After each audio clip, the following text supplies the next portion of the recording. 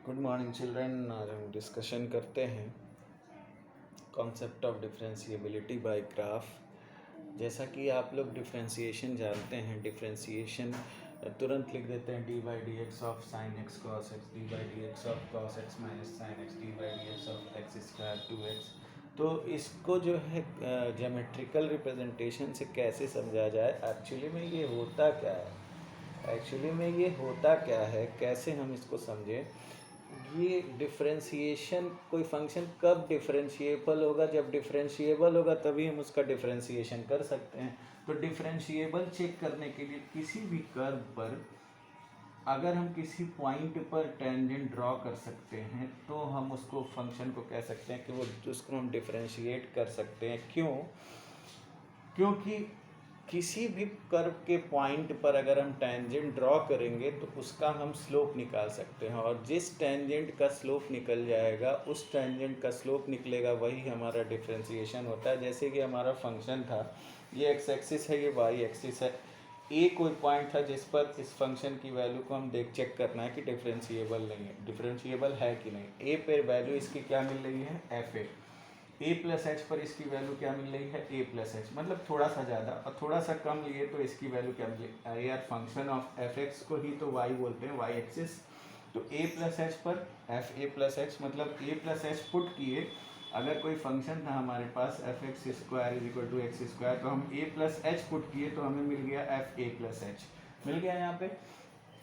अब देखिए ए minus H put किए तो क्या मिला, a minus h, f a minus h, a put किए तो क्या मिला, एफ ए।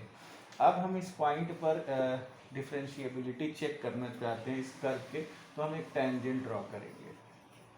ठीक है, अब मान लीजिए ये हमारा पॉइंट था ए, और यहाँ पे फंक्शन था, इसकी वैल्यू थी एफ ए प्लस एच, और इसकी वैल्यू थी एफ ए। मान लीजिए हमें डिफरेंशिएबिलिटी चेक करनी है ए बी पर। ए बी का तो स्लोप निकालना पड़ेगा, तो यहाँ से एक ड्रॉ करेंगे परपेंडिकुलर, और ये एक लाइन ड्रॉ हो गई।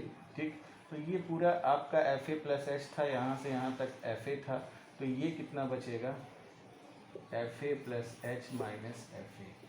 और ये कितना बचेगा, यहाँ से यहाँ तक टोटल ए प्लस एच था, यहाँ से यहाँ तक ए था, तो ये बचेगा ए माइनस, सॉरी ए प्लस एच था और यहाँ तक था ए, तो बचेगा ए प्लस एच माइनस ए प्लस एच माइनस ए, यानी क्या बच गया, नीचे एच बच गया।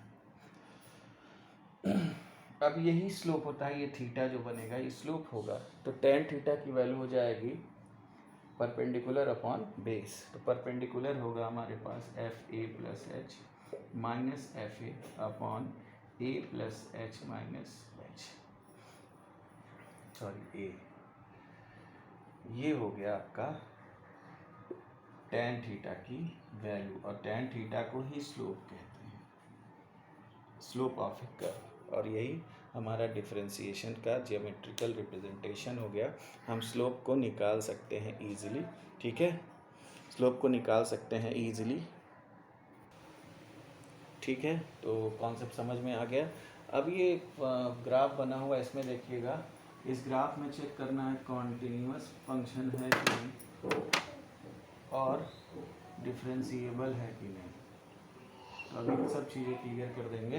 डिफरेंशिएबल और कॉन्टिन्यूअस कैसे ग्राफ से हम चेक करते हैं, ग्राफ पे ही आप क्वेश्चन लगा देंगे, ये आपके किसी भी एग्ज़ाम में आ सकता है, कोई भी एग्ज़ाम हो। ठीक है, कैसे हम ग्राफ से ही चेक कर लेते हैं कि कॉन्टिन्यूअस फंक्शन है या डिफरेंशिएबल है। तो देखिए x is equal to a point जब लेते हैं, x is equal to a पर, x is equal to a at x is equal to a, x is equal to a पर देखिए फंक्शन जो है कॉन्टिन्यूअस तो है, ब्रेक नहीं हो रहा है, कॉन्टिन्यूअस ग्राफ बन रहा है, तो कॉन्टिन्यूअस है लेकिन डिफरेंशिएबल नहीं है, डिफरेंशिएबल नहीं है। इसी तरह बी पर चेक करते हैं, दूसरा condition at x is equal to b. B पर जब चेक करेंगे तो कॉन्टिन्यूअस भी नहीं है, यहाँ पे ब्रेक हो गया, ये देखिए फिर ब्रेक हो गया, तो यहाँ पे तो कॉन्टिन्यूअस भी नहीं है। अरे ग्राफ कॉन्टिन्यूअस कहाँ है, कॉन्टिन्यूअस होता तो यहीं से स्टार्ट हो जाता, और ना ही डिफरेंशिएबल, ना डिफरेंशिएबल है ना कॉन्टिन्यूअस है। चलिए सी पर चेक करते हैं, at x is equal to सी।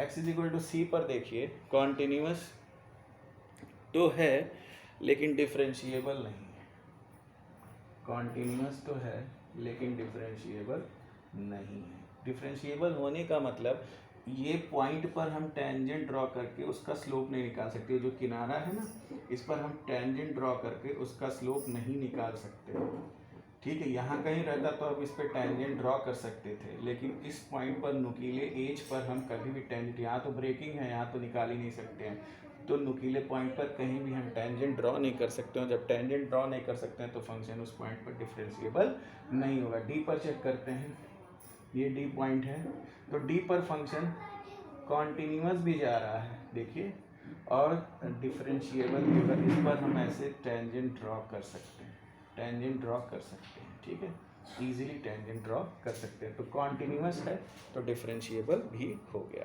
तो इससे हम क्या निष्कर्ष निकाले, फंक्शन में आप कॉन्टिन्यूस डिफरेंशिएबिलिटी दोनों पढ़ेंगे कि कभी भी ग्राफ आता है क्वेश्चन में तो अगर देखेंगे आप तो डिफरेंशिएबल चीज़ हमेशा कॉन्टिन्यूस होगा। अगर कोई फंक्शन डिफरेंशिएबल है तो आंख बंद करके उसको आप, ये नेसेसरी कंडीशन है, कॉन्टिन्यूस बता देंगे। अगर डिफरेंशिएबल है तो आंख बंद करके उसको कॉन्टिन्यूस बोलेंगे आप, ठीक। लेकिन ये नेसेसरी कंडीशन हो गया। कहीं भी अगर एग्जाम में दिया है कि फंक्शन डिफरेंशिएबल है तो आंख बंद करेंगे और कह देंगे हाँ कॉन्टिन्यूस भी है वो, क्या है, कॉन्टिन्यूस भी है वो, ठीक। अब देखिए इसके बाद हम बात करते हैं कि अगर फंक्शन डिफरेंशिएबल है तो ज़रूर से वो कॉन्टिन्यूस होगा, लेकिन अगर फंक्शन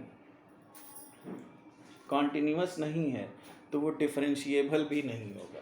यहाँ देखिए कॉन्टिन्यूस नहीं है, कॉन्टिन्यूस है ही नहीं तो डिफरेंशिएबल भी नहीं था। तो अगर कहीं भी आपको फंक्शन दिखे कि वो कॉन्टिन्यूस नहीं है, ठीक है, तो वो डिफरेंशिएबल भी नहीं होगा, ये भी नेसेसरी कंडीशन है, ठीक। कॉन्टिन्यूस नहीं है, कॉन्टिन्यूटी है ही नहीं उसके अंदर तो डिफरेंशिएबल नहीं होगा, ठीक। और अगर कहीं फंक्शन कॉन्टिन्यूस है, यहाँ देखिए कॉन्टिन्यूस का फंक्शन, कॉन्टिन्यूस फंक्शन था तो डिफरेंशिएबल नहीं हुआ। यहाँ कॉन्टिन्यूस था, यहाँ डी पॉइंट पर कॉन्टिन्यूस था तो डिफरेंशिएबल भी होगा। तो कॉन्टिन्यूस होने पर डिफरेंशिएबल हो सकता है और नहीं भी हो सकता है, ये कोई ज़रूरी कंडीशन नहीं है। कॉन्टिन्यूस होने पर, यहाँ देखिए कॉन्टिन्यूस था लेकिन डिफरेंशिएबल नहीं था, यहाँ कॉन्टिन्यूस है लेकिन डिफरेंशिएबल भी है। तो कॉन्टिन्यूस होने पर कोई ज़रूरी नहीं है कि फंक्शन डिफरेंशिएबल हो और नहीं भी हो सकता है, लेकिन दो नेसेसरी कंडीशन हम आपको बता दिए कि अगर कहीं फंक्शन यहाँ डिफरेंशिएबल है तो तुरंत उसको बोलोगे कॉन्टिन्यूस है। अगर कहीं कॉन्टिन्यूटी है ही नहीं, अगर किसी फंक्शन की कॉन्टिन्यूटी है ही नहीं, यहाँ ब्रेक हो रहा है, कॉन्टिन्यूटी है ही नहीं, तो वहाँ डिफरेंशिएबिलिटी हमको चेक ही नहीं करना है, ये भी नेसेसरी कंडीशन है। देख लो भैया यहाँ कॉन्टिन्यूटी है नहीं तो हम डिफरेंशिएबिलिटी नहीं चेक करेंगे, ठीक है ही नहीं। जब कॉन्टिन्यूटी तो डिफरेंशिएबिलिटी होगा ही नहीं। यहाँ डिफरेंशिएबिलिटी जहाँ भी होगी वहाँ तुरंत बताएंगे कि हाँ कॉन्टिन्यूस है, अरे कहीं ब्रेकिंग ही नहीं होगा अगर डिफरेंशिएबल फंक्शन होगा। और यहाँ कॉन्टिन्यूटी थी लेकिन डिफरेंशिएबिलिटी नहीं थी, यहाँ कॉन्टिन्यूटी है लेकिन डिफरेंशिएबिलिटी भी है। तो कॉन्टिन्यूस होने पर हो सकता है फंक्शन डिफरेंशिएबल भी हो सकता है नहीं भी हो, ये नेसेसरी कंडीशन नहीं है। दो कंडीशन नेसेसरी कंडीशन है कि डिफरेंशिएबल है फंक्शन तो कॉन्टिन्यूस होगा, और अगर कॉन्टिन्यूस नहीं है तो वहाँ डिफरेंशिएबिलिटी भूल जाओ। हो गया, ये कॉन्सेप्ट बहुत ज़रूरी है, इसको अच्छे से पढ़ लेना। Thank you.